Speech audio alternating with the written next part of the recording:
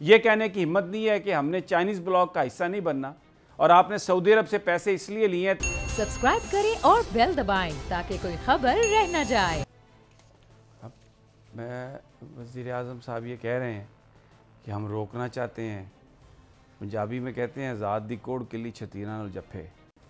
अगर अमेरिका और चाइना की राइवलरी उनके अपने दुनिया में हुक्मरानी के मफादात के लिए बन गई है, तो वो वज़ीर आज़म साहब कह रहे हैं कि हम उसको रोकेंगे, और दे रहे हैं मिसाल सऊदी अरब और ईरान की। तो आपका रोल क्या है उसमें?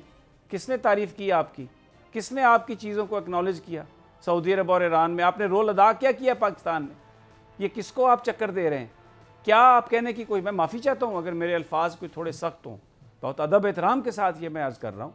अगर आज आप ये बात करते हैं कि अब हमने किसी ब्लॉक का हिस्सा नहीं बनना, ये कहने की हिम्मत नहीं है कि हमने चाइनीज़ ब्लॉक का हिस्सा नहीं बनना, और आपने सऊदी अरब से पैसे इसलिए लिए हैं $3 बिलियन इस शर्त पे कि आपने IMF की जो मेंबरशिप है उसको सस्पेंड नहीं होने देना। IMF की मेंबरशिप सस्पेंड होती है, अगर वो आपको लोन नहीं देता, अपने प्रोग्राम से निकालता है, तो वो सऊदी अरब वो $3 बिलियन ले जाएगा।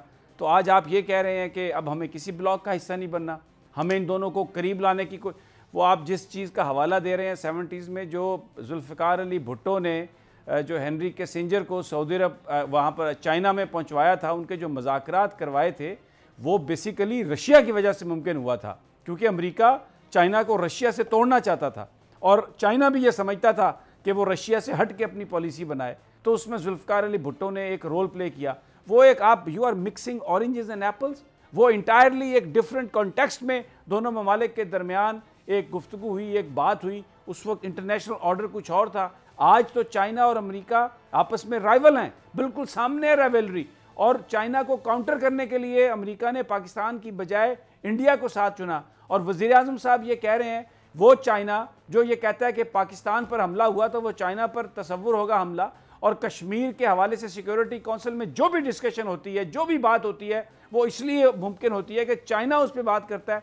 हम ये कह रहे हैं कि हम किसी ब्लॉक का हिस्सा नहीं बनेंगे।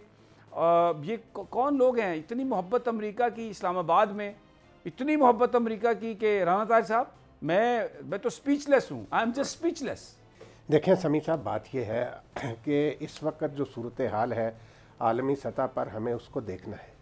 अगर हम ये चाहते हैं कि इसका मतलब है कि हम किसी ब्लॉक का हिस्सा नहीं बनेंगे, तो फिर कोई हमारा साथ क्यों देगा?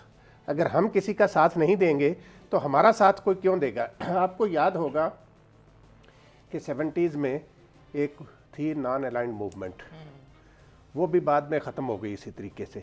अब आप देखें कि वो गैर जानिबदार तहरीक, बजाते खुद नाम उसका गैर जानिबदार तहरीक था, लेकिन वो बजाते खुद एक ब्लॉक था। तो इसलिए ये कहना है, हम अपना बैनुल अक़वामी ताल्लुकात में समी साहब, आप कभी भी आइसोलेशन में नहीं रह सकते, और ख़ास तौर पे जब इस किस्म की सूरत हाल हो, जहाँ तक जैसे आपने पहले शुरू में जिक्र किया कि पाकिस्तान की जो पॉलिसी है वन चाइना के हवाले से, उसी को सामने रखते हुए अमेरिका की कॉन्फ्रेंस में पाकिस्तान ने न जाने का फ़ैसला किया।